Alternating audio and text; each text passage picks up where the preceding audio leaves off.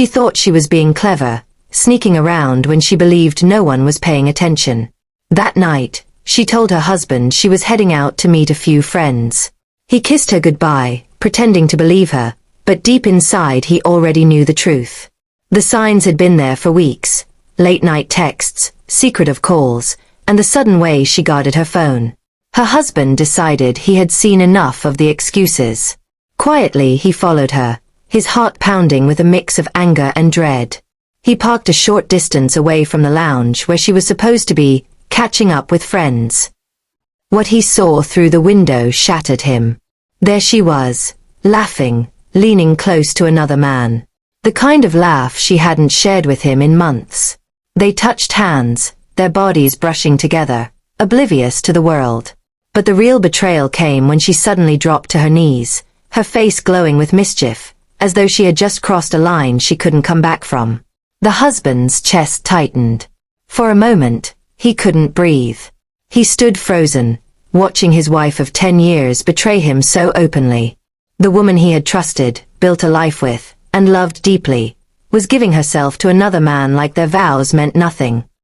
He wanted to storm in, to shout, to demand answers, but instead he stayed silent, letting the scene burn itself into his memory. He walked away that night without her ever knowing he had been there. The next morning, she returned home acting as if nothing had happened. She kissed his cheek, made coffee, and chatted casually, completely unaware that her entire world was about to collapse.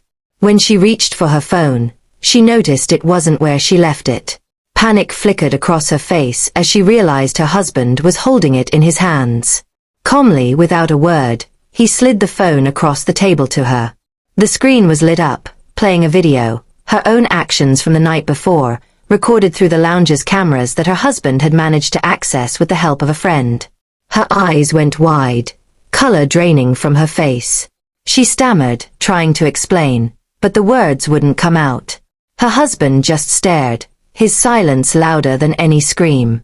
Then he said softly, almost too calmly, "I was there. I saw everything." The weight of those words crushed her.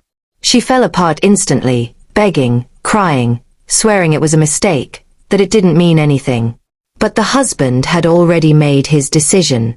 To him, betrayal wasn't just the act, it was the choice she made to deceive, to lie, and to think he would never find out. That afternoon, he packed his bags and left the house without another word. She followed him to the door, sobbing, pleading for forgiveness, but he never turned back.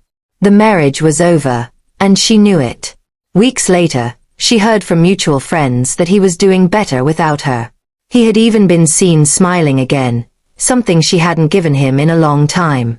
Meanwhile, she was left with nothing but regret, haunted by the night she thought she was being clever, never realizing her husband was watching all along.